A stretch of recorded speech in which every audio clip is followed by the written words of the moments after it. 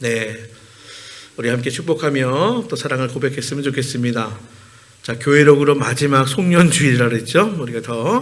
우리가 주님의 마음으로 더 간절히 또 진실되게 축복하며 또 우리 사랑을 나눴으면 좋겠습니다. 자, 주님 이름으로 축복합니다. 주님 안에서 사랑합니다. 시작. 자, 주님 이름으로 축복합니다. 네, 주님 안에서 사랑합니다. 네. 저는 성경을 어렵게 생각하지 마십시오. 이렇게 평상시에 말씀을 드리죠. 성경을 어렵다 하면 한없이 어려워집니다. 제가 말씀을 나누다 보면 사실은 그 본문 안에, 그렇죠? 본문 안에 또 하나님께서 다 설명해 주셔요. 또 우리가 말씀 전에 기도하는데 꼭 내용이 성령님께 말씀 깨닫게 해달라고 했죠. 기도하죠. 예, 성령께서 또한 깨닫게 해 주십니다. 자, 그런데 제가 그렇게 이야기를 해도요, 참 또 어려운 본문을 만날 때는 턱턱 막히는 것도 사실입니다. 아니, 어렵다기보다는 이해가 되지 않는다고 할까요? 더 나아가서 이건 내가 수용할 수 없어, 이런 말씀도 만나게 됩니다. 예, 오죽하면 우리 주님의 가르침을 역설의 진리다 이렇게 말씀하기도 해요. 무슨 얘기예요? 많은 그런 내용들이 있죠. 예, 한 뺨을 떼면 다른 뺨을 돌려대라, 뭐 이런 거. 예, 이게 가당치나 한 말씀입니까? 예, 근데 중요한 것은 뭐냐면, 우리가 하나님을 믿으시면, 우리 주님을 신뢰한다면 하나님의 말씀을 확신하시기를 바랍니다. 이해 안 돼도 확신하는 거예요. 예, 도대체 이해가 안 돼. 예, 그러면 다음에 또 깨닫게 할 때가 있으실 거예요. 그렇죠? 그래도 중요한 것은 내가 믿습니다. 확신합니다. 예, 오늘 아침 본문 참 난감합니다. 여러분, 오늘 아침에 지금 읽은 본문, 예, 저는 일부 예배도 함께 말씀을 나눴고요. 또 그 사이에 시간이 있죠. 그러면서도 또 이 말씀 또 묵상합니다. 그래도 난감합니다. 참, 여러분 어떻게 생각하세요? 8절에 보면 분명히 여기 나오는 청지기가 있는데요, 주인이 분명히 결론을 내렸어요. 뭐라고요? 이 옳지 않은 청지기라고요. 자, 8절 말씀 한번 볼까요? 8절 말씀, 주인이 이 옳지 않은 청지기가, 이렇게 나와요. 옳지 않은 청지기, 한마디로 불의한 청지기, 그렇죠? 정말 그렇지 않습니까? 여러분, 한번 읽어서 잘 이해가 안 된다고요? 세상에 이렇게 고약한, 이렇게 불의한 청지기가 또 있을까요? 이미 주인에게 큰 손실을 입혔어요. 그래서 이제 뭐냐면, 손실을 입혔으니 책임을 져야 하잖아요. 그래서 분명히 이제 청지기에서 해고되려고 하는데, 이 마지막, 그렇죠? 결산을 앞두고 주인이 이제 판결만 내리면 돼요. 근데 그 직전에 또 황당한 짓을 합니다. 정말 황당한 짓이에요. 뭐예요? 어떻게 했어요? 자기 주인에게 빚진 사람들을 다 불러요. 그리고 일방적으로 청지기에 지나지 않는데, 한마디로 얘기해서 종에 지나지 않는데 그들의 빚을 탕감하기 시작합니다. 예, 예로 보니까, 자, 기름 100말 빚진 자에게 너는 50말 탕감, 밀 100석 빚진 자에게 너는 200석 탕감. 예. 근데 그것도 한두 사람이 아니에요.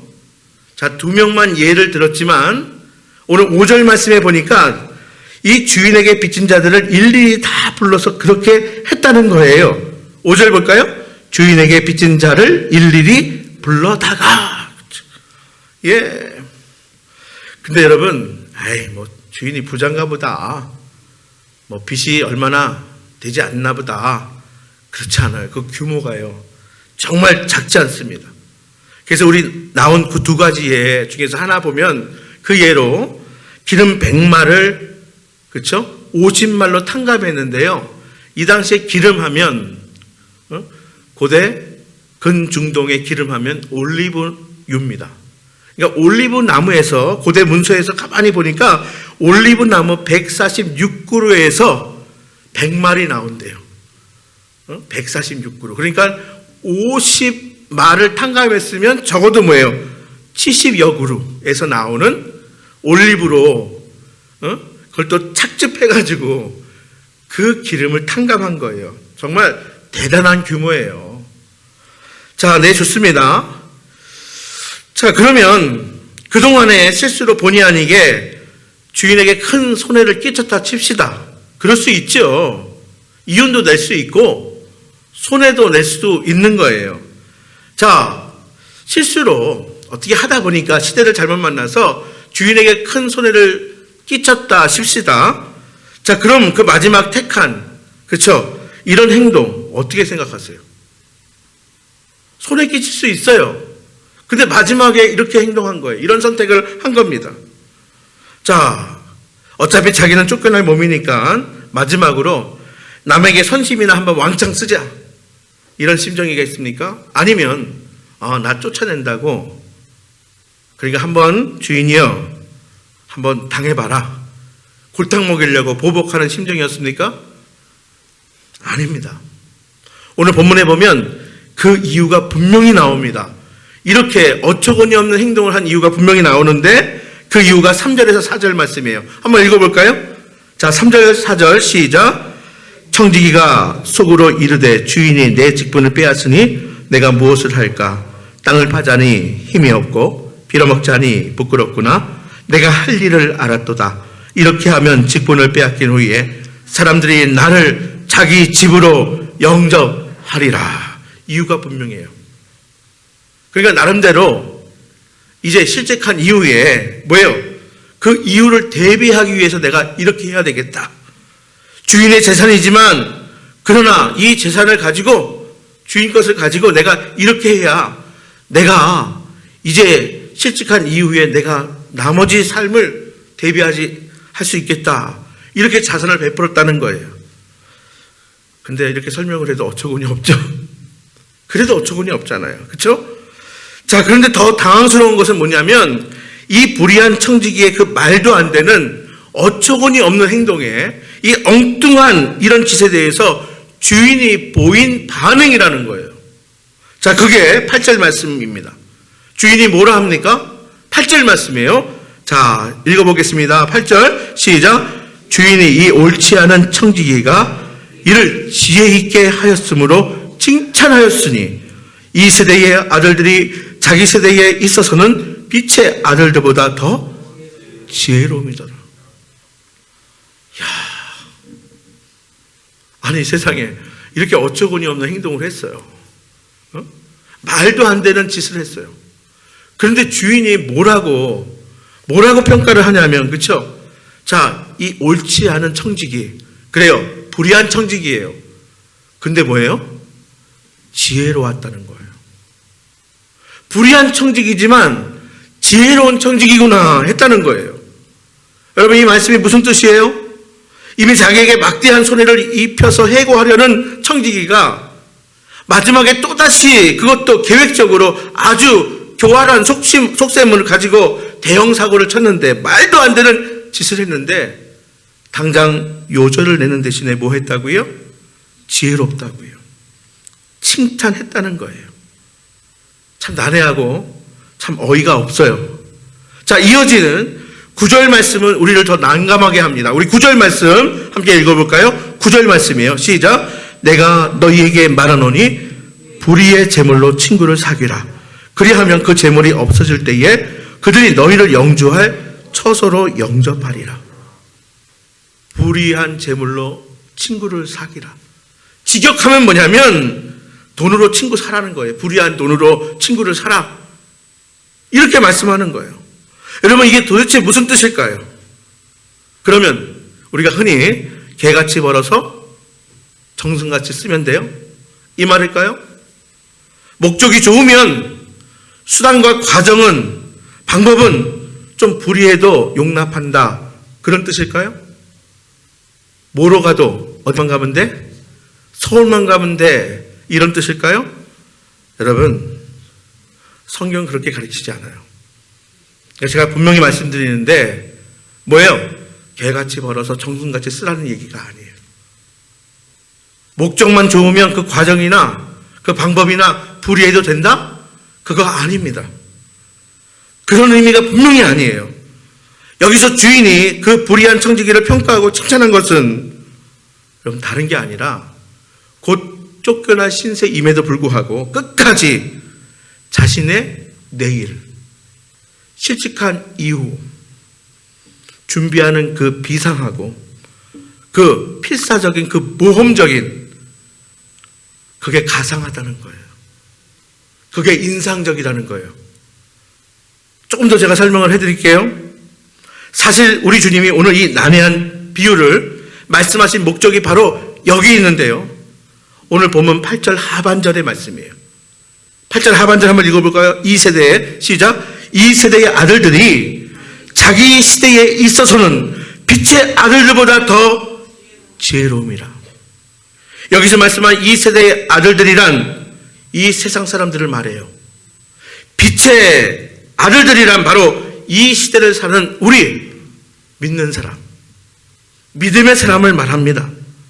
자, 그런데 문제는 뭐냐면 세상 사람들이 오히려 자신의 미래에 대해서 훨씬 더 용감하고 적극적이라는 거예요.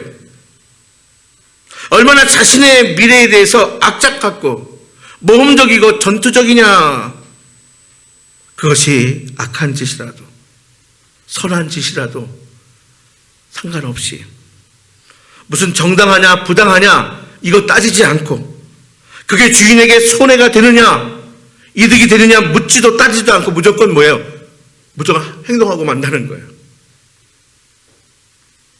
무조건 지르고 본다는 거예요. 자, 그런데요. 여러분 여기서 동의가 안 되시는 분들도 계실 거예요. 근데 가만히 보세요. 실은 자신의 미래나 장래를 위해서 여러분 미래와 장래 내세에 대해서 소망을 가질 그래서 적극적으로 준비하고 오히려 모범적으로 도전해야 될 사람들이 누굽니까? 빛의 자녀들이에요. 빛의 사람들이에요.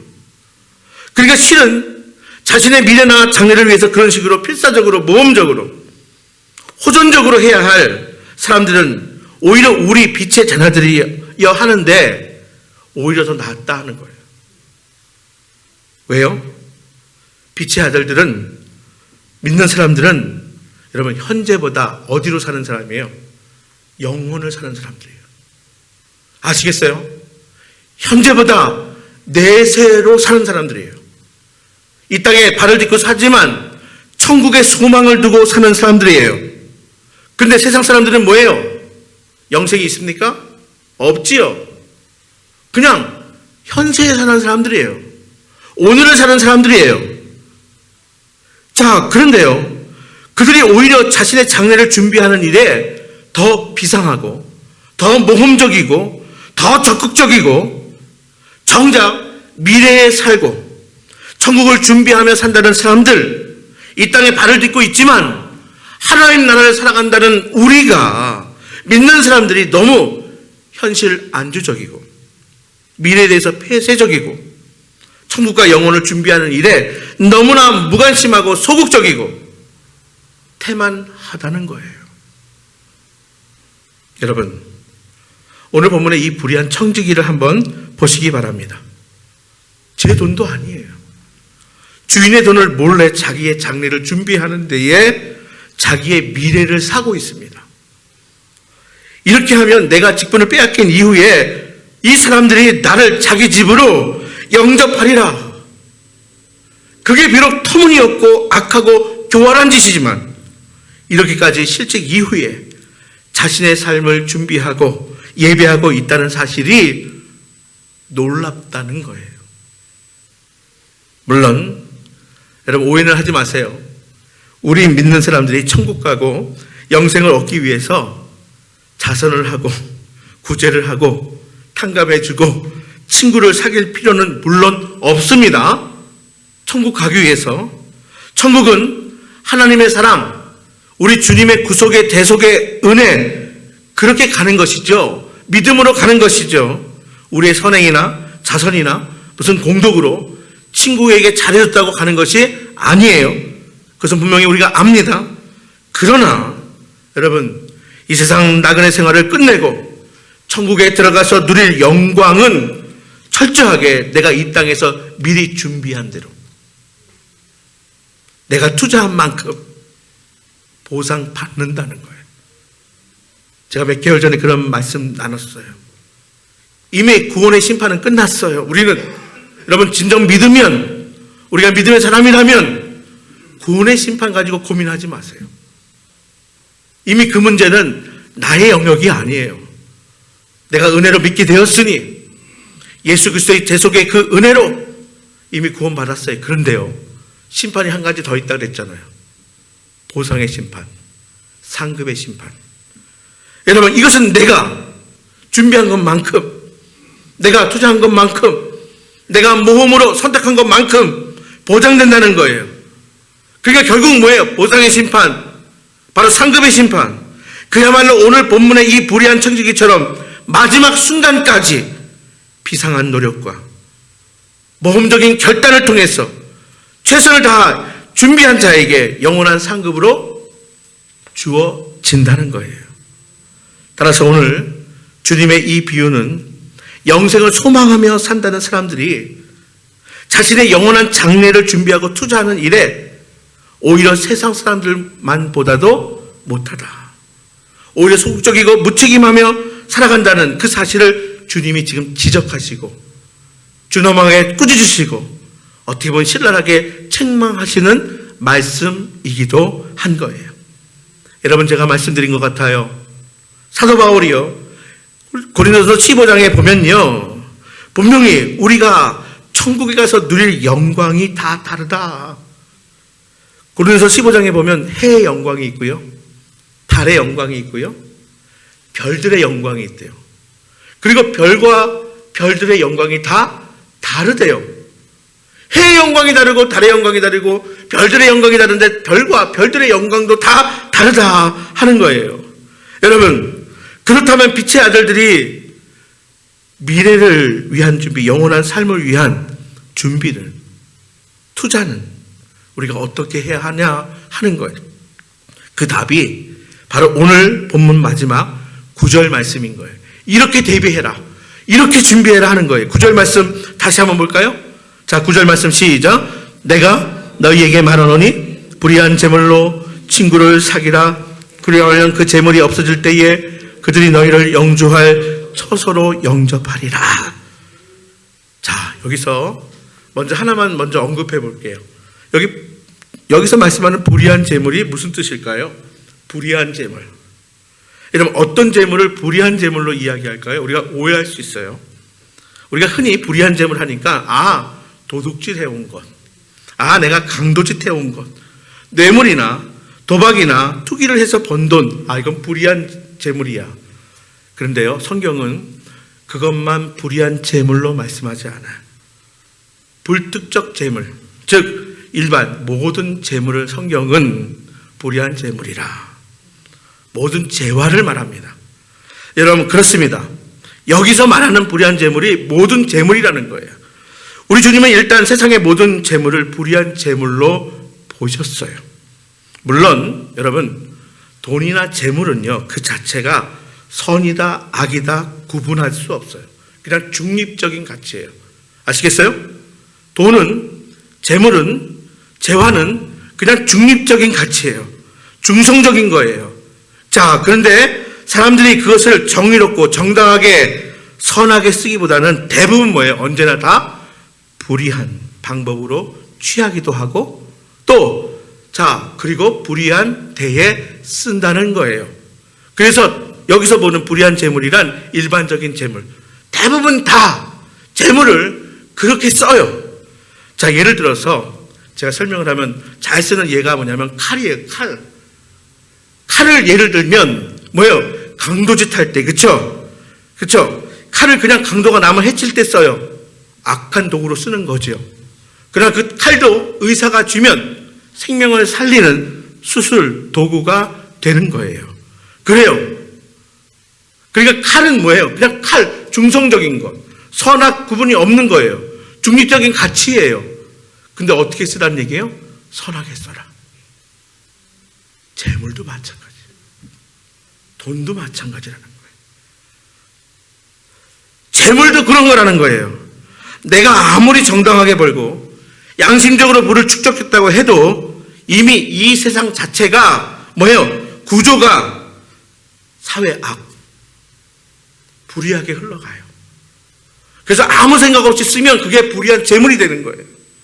나도 그 구조 속에서, 구조 악 속에서 그 이익을 담당하고 있기 때문에 내가 아무리 윤리적이고 내가 아무리 도덕적이라고 하더라도 상관없이 세상에서 유통되는 그 재화, 그 재물, 그 돈 다 불의하라고 오늘 말씀하는 거예요.